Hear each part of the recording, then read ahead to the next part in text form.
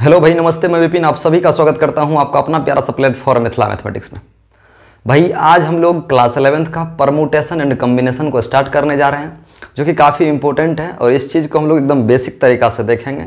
एक एक चीज़ डील करेंगे, सारा क्वेश्चंस हम लोग करने वाले हैं, एक एक थ्योरी यहाँ पर क्लियर करेंगे, ठीक है ना। आप थ्योरी सही से पढ़िए, आपसे निश्चित ही क्वेश्चंस बनेगा, है ना।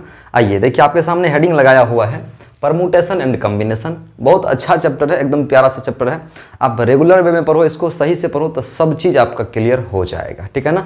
ये चैप्टर अभी ऑफलाइन बैचेज में भी सुबह 8 से 9 में शुरू हो चुका है, तो अगर आप चाहें कि ऑफलाइन में पढ़ें तो निश्चित ही आप आ सकते हैं, आपका स्वागत है, ठीक है। चलिए शुरुआत करेंगे परमुटेशन एंड कम्बिनेशन का। हिंदी होता है क्रमचय एवं संचय। इन्हें पढ़ने से पहले एक चीज़ का कंसेप्ट हमको लेना जरूरी होता है हम लोग को, वो होता है फैक्टोरियल, जिसे हिंदी में हम लोग कहते हैं क्रम गुणित। क्या कहते हैं? क्रम गुणित। तो सुनिएगा, फैक्टोरियल किसको कहता है? फैक्टोरियल सबसे पहली दफ़ा कि ये होल नंबर के लिए क्या होता है, डिफाइन होता है, लेकिन उसमें जीरो को हम लोग थोड़ा साइड करके बात करेंगे अभी, है ना। देखिए कहता है कि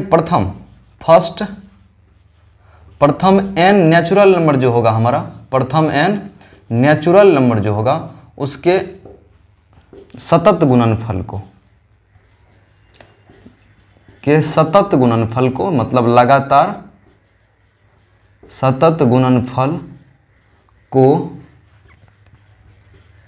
फैक्टोरियल एन कहते हैं। क्या कहते हैं? फैक्टोरियल एन कहते हैं। इस बात का आप लोग ख्याल करिएगा, इसे हम पूरा डिटेल्स में आपको समझाने का कोशिश करेंगे, आप सुनना थोड़ा सा। देखो, फैक्टोरियल एन को हम लोग या तो फैक्टोरियल एन ऐसे या फिर एन फैक्टोरियल ऐसे डिनोट करते हैं। ये डिफाइन होता है, ध्यान रखिएगा थोड़ा सा बात को, कि फैक्टोरियल एन अगर कहीं आपको लिखा हुआ दिखाई दे देते, इसे हम लोग लिख सकते हैं कि n into n minus one. थोड़ा सुनना बात को, इस चीज़ को, n into n minus one, उसके बाद into n minus two, dot dot dot dot dot dot, कहाँ तक हम लोग जाएंगे सर? वन तक जाएंगे। कहाँ तक जाएंगे? वन तक जाएंगे। अब इसी बात को हम लोग एग्जाम्पल से समझ लेते हैं। जैसे मान लीजिए आपको अगर फैक्टोरियल 5 दिखाई दे दे, 5 फैक्टोरियल, इसको क्या लिखोगे? 5 multiply by 4 multiply by 3 multiply by 2 multiply by 1, मतलब 5 फैक्टोरियल दिखाई दे तो इसे आप कंटिन्यू कहाँ तक मल्टीप्लाई करोगे? 1 तक। लिखा हुआ प्रथम एन नेचुरल नंबर के सतत गुणनफल को, मतलब लगातार गुणनफल को हम लोग क्या कहेंगे सर? फैक्टोरियल कहेंगे। क्या कहेंगे? फैक्टोरियल। इस बात का आप लोग थोड़ा सा ध्यान रखिएगा ताकि सब कुछ आपको क्लियर से समझ में आ जाए। अब देखो यहाँ लिखा हुआ 5 फैक्टोरियल, तो इसको लिखेंगे 5 multiply by 4 multiply by 3 multiply by 2 multiply by 1। आप इसे अगर गुना करोगे तो कितना होगा? 20 या 60 दूना 120। आपका कितना आंसर हो रहा है सर? 120 हो रहा है। यही हुआ 5 फैक्टोरियल। अगर मान लीजिए इसी बात को 5 फैक्टोरियल को भी हम लोग या तो 5 से गुना करते करते आप 1 के पास पहुंच जाओ, या तो 1 से गुना करते करते कहाँ पहुंच जाओ? 5 के पास पहुंच जाओ। तो इसे हम लोग लिख सकते हैं क्या? इसे लिख सकते हैं 1 multiply by 2 multiply by 3 multiply by 4 multiply by 5, फिर भी कितना होगा? 120 इसका आंसर होगा। समझ रहे हो मेरी बात को? तो ये हुआ हमारा फैक्टोरियल 5। फैक्टोरियल ऐसे डिफाइन होगा, पहले जो नंबर है वो रखो, उससे एक कम, फिर उससे एक कम, फिर उससे एक कम, कहाँ तक? 1 तक पहुँच जाएंगे, ठीक है ना। इसमें भी वही बात है कि 5 फैक्टोरियल, 5 से शुरू किए 1 तक पहुँचे, या 1 से शुरू करो 5 तक आप पहुँच जाओ गुना करते करते, ठीक है। चलिए इसका एक एग्जाम्पल हम लोग और देते हैं, थोड़ा सुनना कोशिश करना है बढ़िया से। अब देखो, अगर तुमको बोल दिया जाए कि आपके पास क्वेश्चन है कि फैक्टोरियल 3 का वैल्यू क्या होगा। फैक्टोरियल 3 को हम लोग क्या लिख सकते हैं सर? फैक्टोरियल 3 को लिखेंगे 3 गुना 2 गुना 1, कितना होगा सर? 6। मान लीजिए फैक्टोरियल 4 बोला आपको, तो इसके लिखेंगे 4 गुना 3 गुना 2 गुना 1, यानी कितना हो जाएगा आपका? 24। यही आपका हुआ फैक्टोरियल। क्या होगा? फैक्टोरियल। मान लेते हैं फैक्टोरियल 6 आपको बोला, तो इसे कहेंगे 6 गुना 5 गुना 4 गुना 3 गुना 2 गुना 1। अगर आपको विशेष डिटेल्स में पढ़ना हो तो ऑफलाइन में आइए, बहुत ज़्यादा डिटेल्स में आपको पढ़ाया जा रहा है, ठीक है ना। आइए कितना होगा? 6 5 30 120 तिया 360 दूना 720, यानी 6 फैक्टोरियल या फैक्टोरियल 6 कहो, बात बराबर ही होगा। इसका कितना आंसर होगा? तो इसका आंसर होगा सर आपके पास 720। कितना होगा? 720। आई होप सभी आदमी इस चीज़ को समझ रहे होंगे। ध्यान रखिएगा एक मतलब और यहाँ से मान लेते हैं हमारे पास 5 फैक्टोरियल है, तो इसे 5 गुना 4, किसी का मन है हम 3 तक ही लिखें, बिल्कुल बात सही है, लिख दीजिए। लेकिन जहाँ आप रुके हैं ना वहीं फैक्टोरियल लगा दीजिए, जहाँ आप रुके हुए हो यहीं क्या करिए? फैक्टोरियल लगा दीजिए। तो ये बात बराबर होगा, है ना। इससे एक क्वेश्चन आप यहाँ तक समझ रहे हैं, देख लीजिए। इससे हम एक क्वेश्चन करते हैं ताकि आपको सब कुछ समझ में आ जाएगा। ध्यान रखिएगा कि फैक्टोरियल में मान लेते हैं कि फैक्टोरियल 5 दिया गया है और बट्टा फैक्टोरियल 3 दिया गया है, इसका कितना आंसर होगा ये आपसे पूछ रहा है। तो आप सीधा बात इसे क्या कर लोगे, थोड़ा सुनना गौर से। इसे क्या करोगे? तो फैक्टोरियल 5 को हम लोग लिख सकते हैं 5 गुना 4 गुना 3 फैक्टोरियल, सर बिल्कुल। और ये क्या है हमारा? 3 फैक्टोरियल है। 3 फैक्टोरियल से 3 फैक्टोरियल कटा, बचा कितना? 5 मल्टीप्लाई बाय 4 यानी 20। आपका आंसर क्या हो गया सर? आपका आंसर हो गया 20। क्या हो गया आंसर? 20। अगर हम एक बात और यहाँ से कर दें कि मान लेते हैं कि फैक्टोरियल 7 अपॉन फैक्टोरियल 5 इंटू 3, तब क्या करोगे आप? तब क्या करोगे? फिर भी बन जाएगा हमारा। देखो 7 फैक्टोरियल को लिखेंगे 7 गुना 6 गुना 5। अब बोले जहाँ रुकना है वहीं फैक्टोरियल, 5 के पास इसलिए रुक गए कि नीचे में 5 फैक्टोरियल है, वो हमारा कट जाएगा। तो बट्टा कितना होगा? देखो 5 फैक्टोरियल, बिल्कुल मल्टीप्लाई बाय 3, इससे ये कटा, 3 गुना 2 6 होगा, यानी 7 गुना 2 इक्वल टू आपका आंसर कितना हो गया? 14। ये किसका कंसेप्ट रहा? ये रहा सर फैक्टोरियल। किसका? फैक्टोरियल पर। इस पर 2-4 क्वेश्चन हम लोग कर लेंगे। तो क्वेश्चन से होगा क्या कि आपका सब कुछ आसान हो जाएगा, आप पूरा बढ़िया से समझ जाओगे, ठीक है ना। इसलिए हम आपको अभी प्रैक्टिस करवा रहे हैं क्वेश्चन का, ठीक है ना। चलिए अब देखिए आप यहाँ पर नेक्स्ट चीज़ है। एक बात ध्यान रखना कि अगर आपको कोई बोले कि -5 का फैक्टोरियल क्या होगा, तो क्या बताओगे? सर -5 का फैक्टोरियल नहीं पता है। तो हम आपको बताएंगे कैसे निकालते हैं कि नहीं निकालते हैं, ठीक है। ये सब चीज़ें आपको भी क्लियर कर देंगे। जैसे मान लीजिए आपके पास एक एग्जाम्पल और दे दिया कि 5 फैक्टोरियल इंटू 7 प्लस 6 फैक्टोरियल। इसको आपको करना है कितना? 6 फैक्टोरियल से नहीं, आपको करना है मान लीजिए 13 फैक्टोरियल से। तो आप इसे क्या सॉल्व करोगे? देखो यहाँ से हम लोग लिख लेंगे, थोड़ा सा समझने का कोशिश करना। मान लो यहाँ 13 नहीं दे करके हम लोग लेते हैं कि 6 फैक्टोरियल इंटू 13 फैक्टोरियल, ऐसे करके 6 फैक्टोरियल गुना 13 फैक्टोरियल। तो इसको हम लोग कैसे लिखेंगे? देखो 5 फैक्टोरियल 10 का 10 गुना 7 6 कितना? 13 फैक्टोरियल बट्टा 6 फैक्टोरियल को लिखेंगे 6 गुना 5 फैक्टोरियल गुना यहाँ क्या होगा? 13 फैक्टोरियल। अब देखो 13 को 13 से काट सकते हो, 5 फैक्टोरियल को 5 से काट सकते हो। इसका आंसर कितना आएगा सर? इसका आंसर होगा 1/6। यही हमारा हुआ फैक्टोरियल का कंसेप्ट। यही किसका हुआ? फैक्टोरियल का कंसेप्ट। अब सुनने का आप कोशिश करना यहाँ से कि एक बात, इसका कुछ ना कुछ नियम रूल रेगुलेशन है फैक्टोरियल में, वो चीज़ें हम लोग पढ़ लेते हैं। आप देखिए अगर आपको लिखना है कि मान लेते हैं x फैक्टोरियल होगा अब प्लस y फैक्टोरियल होगा, तो इस बात को आप नहीं लिख सकते हैं कितना कि x प्लस y का फैक्टोरियल। समझ रहे हैं मेरी बात को? ऐसा आप नहीं लिख सकते हैं क्योंकि 2 फैक्टोरियल को हम लोग जोड़ नहीं सकते। जैसे मान लीजिए 5 फैक्टोरियल प्लस 4 फैक्टोरियल, कोई बोलेगा 9 फैक्टोरियल, सर गलत है। क्या है? गलत है। इसे हम लोग सही नहीं ठहरा सकते। सुनना गौर से, एक एग्जाम्पल से इसको हम लोग क्लियर कर लेते हैं। मान लेते हैं कि 2 फैक्टोरियल प्लस 3 फैक्टोरियल दिया गया है।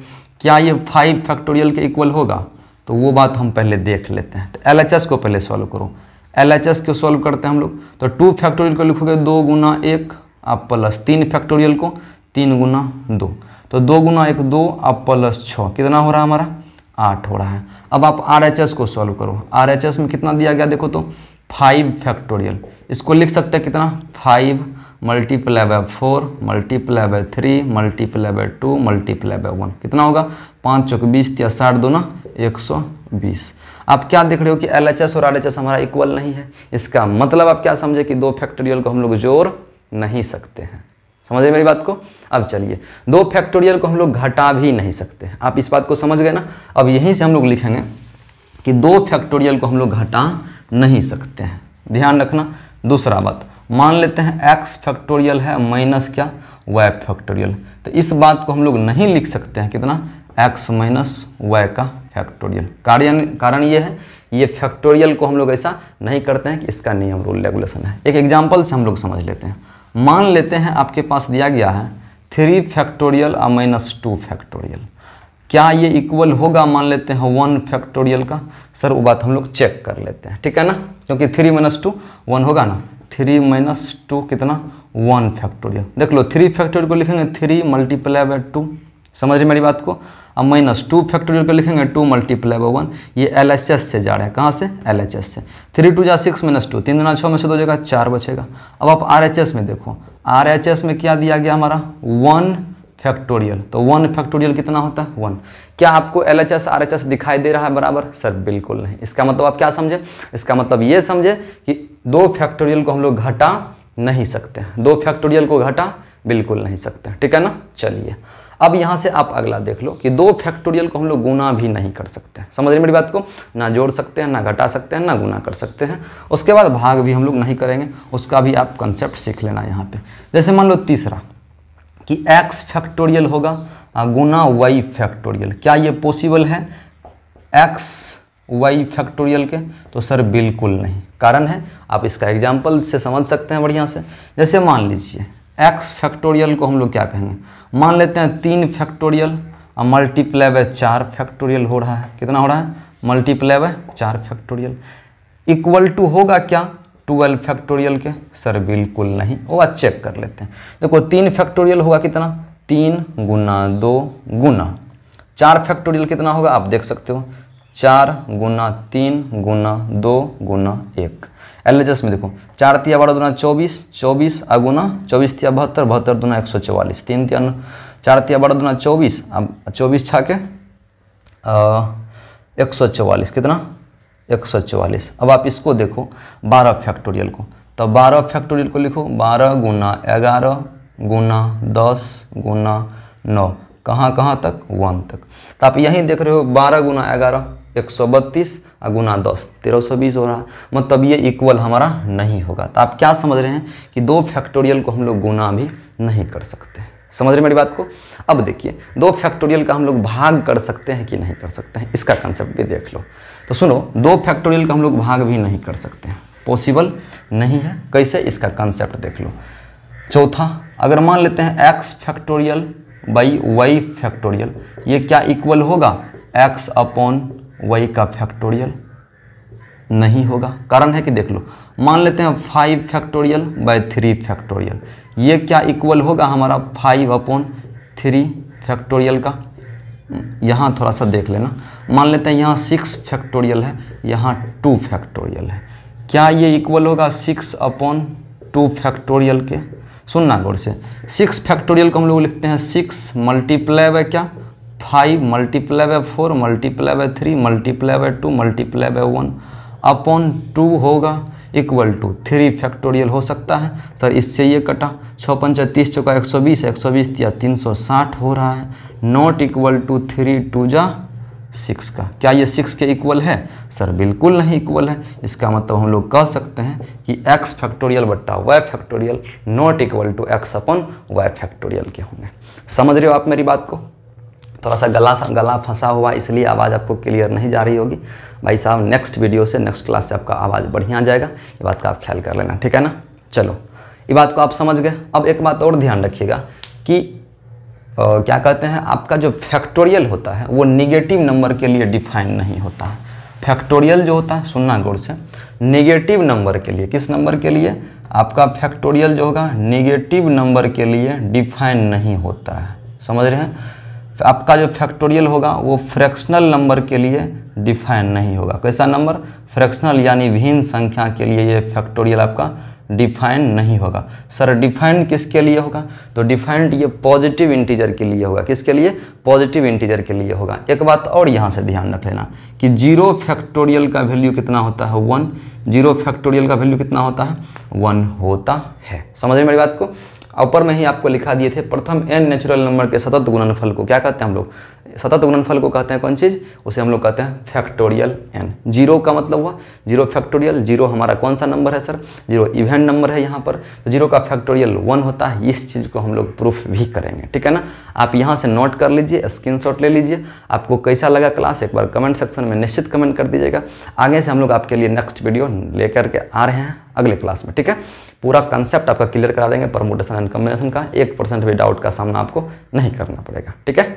चलिए मिलते हैं हम लोग अगले क्लास में, तब तक के लिए आप सभी को जय हिंद, नमस्ते।